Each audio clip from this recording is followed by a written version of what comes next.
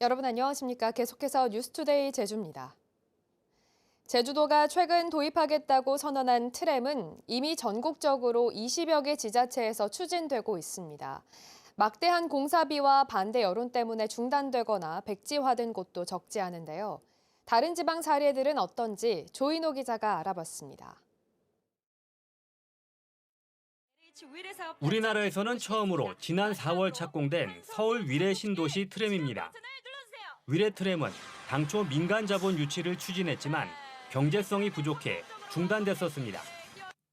결국 신도시를 건설하는 주택 공기업들이 2,600억 원을 나눠서 부담하면서 공사비 문제를 해결했습니다. 신도시를 설계할 때부터 트램만 다니는 전용 도로를 따로 만들어 기존 도로가 줄어드는 문제점도 없습니다. 서울에서 사라졌던 트램이 57년 만에 이곳 위례에서 다시 태어납니다. 위례 트램 착공 진심으로 축하드립니다.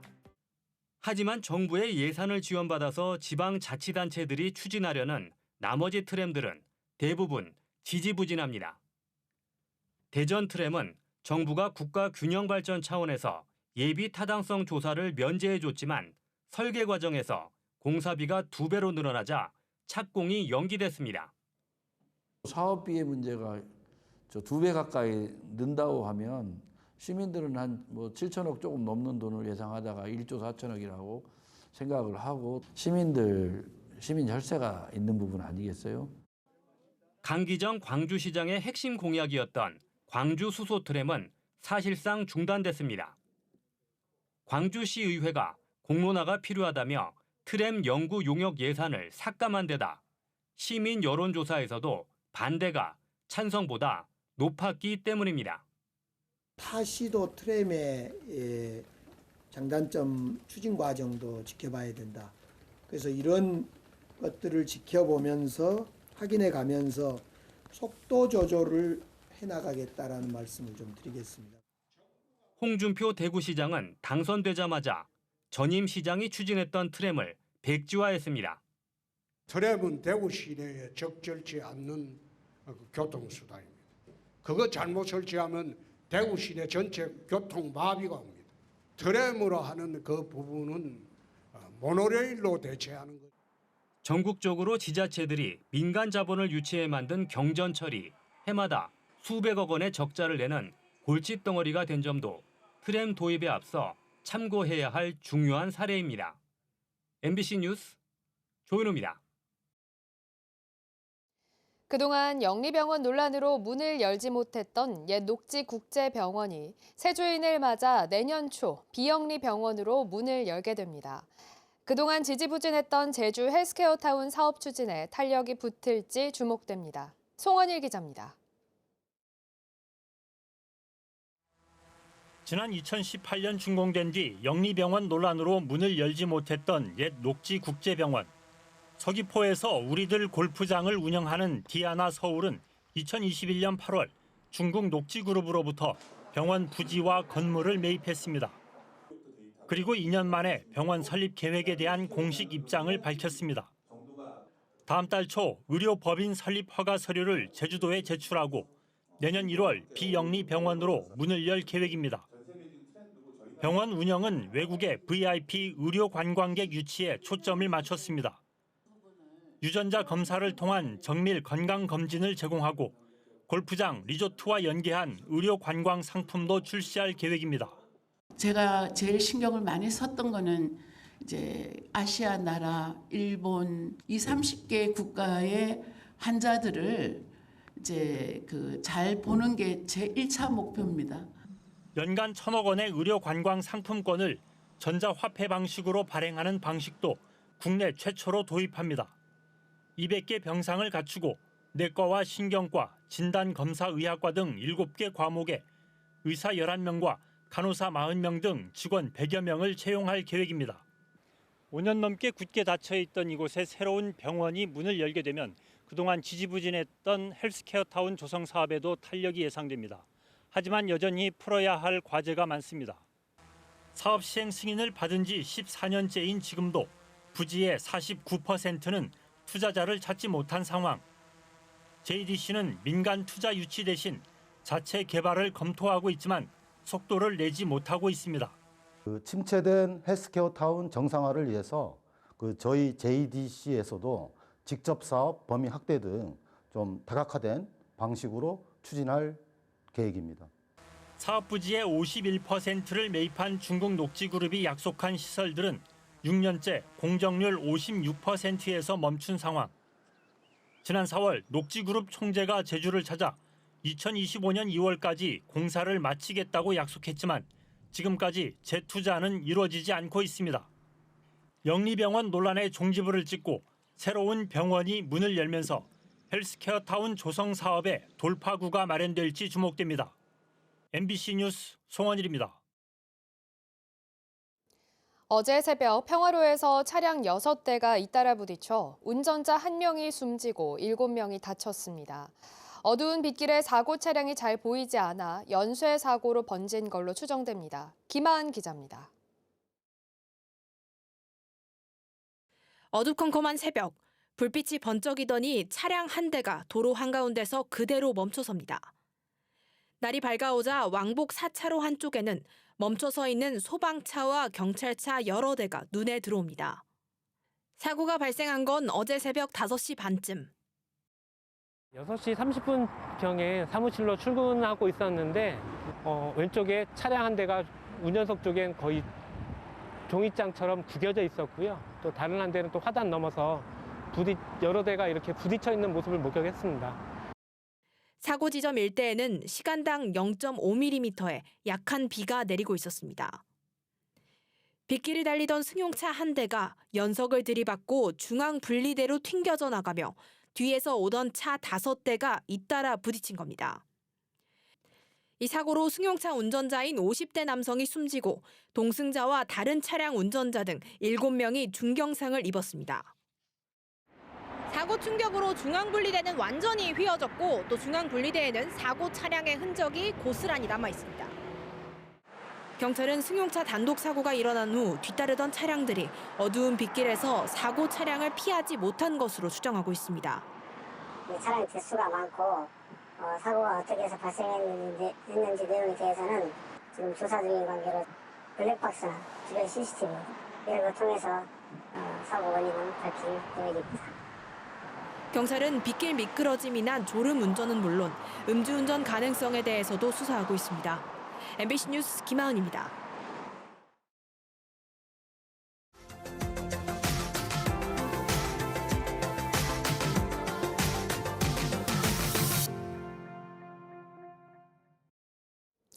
세금을 내지 않아도 처벌이 약해서 버티기만 하는 업체나 개인이 적지 않습니다.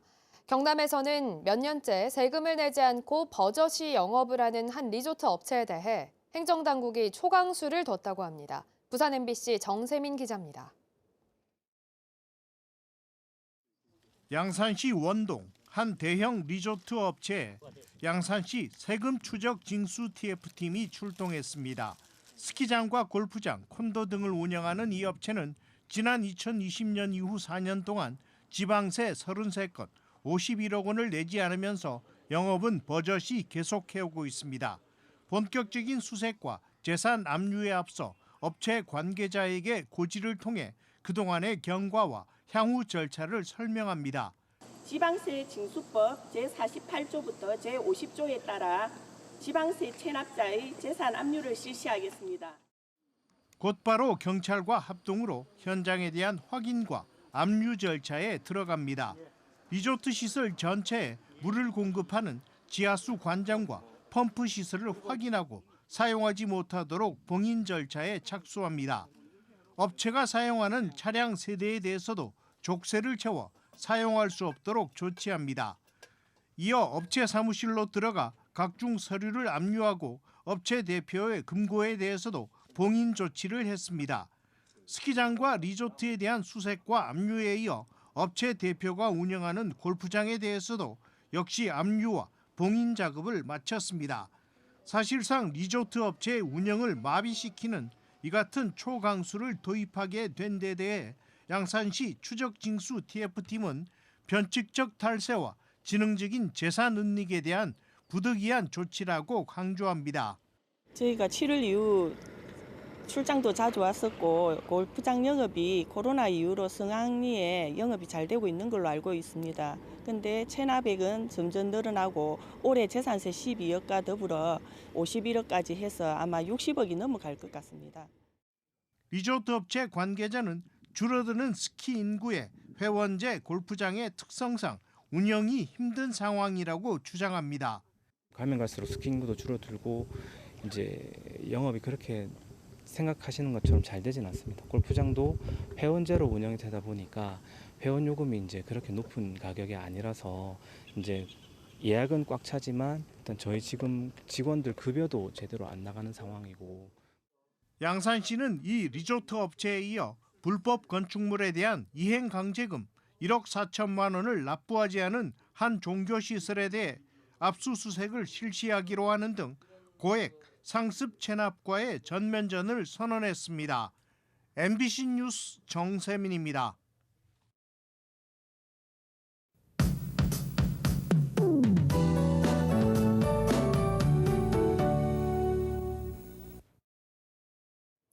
네, 금요일 아침 하늘이 어둑어둑합니다. 현재 산간 지역을 중심으로는 산발적으로 비가 오고 있는데요. 아침 출근길 조심하시기 바랍니다. 바람결도 선선해지고 있죠. 오늘 낮 기온이 어제보다 내려가겠습니다. 서귀포시는 2도가량 내려가서 낮에 27도에 그치겠고요. 제주는 26도로 이맘때 기온과 비슷하거나 조금 높겠습니다. 북쪽에 찬 공기를 품은 이동성 고기압의 영향을 받고 있기 때문인데요. 오늘 고기압의 가장자리에 들면서 제주 전 지역에서 구름 낀 날씨를 보이겠습니다. 대체로 흐리겠고요. 동풍의 영향으로 동부 지역과 산간 지역은 늦은 오후까지 비가 가끔 내리겠습니다. 5에서 30mm 정도가 예상되고요. 그 밖의 지역에서도 빗방울 정도 떨어지는 곳이 있겠습니다. 현재 한라산 어리목에는 안개가 짙게 껴있는데요. 중산간 이상 지역에서는 안개에 유의하시기 바랍니다. 아침 현재 기온 보시면 북부 지역 23도, 서부와 동부 22도, 산간 지역 17도로 시작하고 있습니다. 낮 최고 기온은 대부분 지역에서 26도 안팎에 그치겠습니다. 도서 지역의 하늘빛도 오늘 흐리겠고요. 바다의 물결도 어제보다 잔잔해지겠습니다. 2.5m까지 일겠습니다. 오늘 제주 남쪽 먼바다를 중심으로는 비가 가끔 내리겠습니다. 주말에는 절기상 추분인 만큼 가을 날씨가 이어지겠습니다. 다음 주에는 큰 비 소식은 없겠고요. 다가오는 추석 연휴에도 맑고 선선하겠습니다. 기상정보였습니다. 9월 한 달 동안 제주 도민들에게 택배 추가 배송비가 지원되지만 참여는 저조한 걸로 나타났습니다. 제주도에 따르면 지난 20일까지 신청한 추가 배송비 지원은 16,000여 건에 5천만 원으로 국비 지원 금액의 1.5%에 그쳤습니다. 추가 배송비 지원은 한 건당 3,000원씩 최대 6만 원까지 지원해 주는데 신청 방법이 복잡한 점이 주요 원인으로 꼽힙니다. 제주대학교 병원의 상급 종합병원 지정이 올해는 어려울 걸로 보입니다. 보건복지부는 올해 말에 발표하는 상급 종합병원 지정 결과에서는 제주를 서울 진료 권역에 포함해 심사하고 제주를 독립권역으로 분리할지에 대한 연구 용역은 내년에 실시하기로 했습니다. 이에 따라 제주도는 복지부가 진료권역 분리를 결정하면 3년 뒤인 2026년에 상급 종합병원 지정을 추진할 계획입니다. 개인정보가 유출됐다며 속여 수천만 원을 훔친 50대가 구속됐습니다. 제주 동부경찰서는 지난 7일 우체국 직원을 사칭해 개인정보가 유출됐다며 피해자를 속인 뒤 3,500만 원을 훔친 혐의로 50대 남성을 구속했습니다. 이 남성은 70대 피해자에게 찾은 돈을 아파트 우편함에 보관하라고 한 뒤 이를 훔쳐 달아났다가 대구에서 붙잡혔습니다. 경찰은 피해자가 더 있는 것을 확인하고 여죄를 수사 중이며 주의를 당부했습니다. 민주노총 드림타워 카지노 지부는 제주도의회에서 기자회견을 열고 드림타워 카지노가 업계 최고 대우 등을 홍보하며 이전 승인 허가를 받았지만 노동자들은 저임금과 장시간 노동에 허덕이고 있다고 규탄했습니다. 이들은 오영훈 제주도지사에게 면담을 요청하고 카지노 이전 허가 승인 전 협의 조건 등에 대한 전수조사를 요청하겠다고 밝혔습니다. 이에 대해 드림타워 측은 근로기준법을 준수해 카지노를 운영하고 추가 근무 수당도 정확히 지급하고 있다고 밝혔습니다. 제주 지역의 택시 기본요금이 1,000원 인상될 걸로 보입니다. 제주도의회 환경도시위원회는 도내 택시 기본요금을 기존 3,300원에서 4,300원으로 인상하는 내용이 담긴 의견 제시의 건을 제주도에 전달했다고 밝혔습니다. 이에 따라 제주도는 오는 26일 열리는 물가대책위원회에서 인상안에 대한 적정성을 검토하게 되는데 4,300원이 통과될 경우 4년 만에 역대 가장 큰 인상률로 기록됩니다. 논란이 됐던 노키즈존 지정 금지 조례안이 이름과 내용을 바꿔 도의회 상임위를 통과했습니다. 제주도의회 보건복지안전위원회는 노키즈존이 법률 유보의 원칙을 위배하고 영업 자유 침해 논란이 일자 조례명과 내용에 금지라는 단어를 빼고 아동 출입 제한 업소의 확산 방지와 인식 개선 활동이라는 표현으로 바꿔 조례안을 통과시켰습니다. 이번 조례안은 내일 열리는 임시회 본회의에서 최종 처리될 예정입니다. 한편 제주에는 현재 80여 곳의 노키즈존 업소가 영업 중인 걸로 집계됐습니다.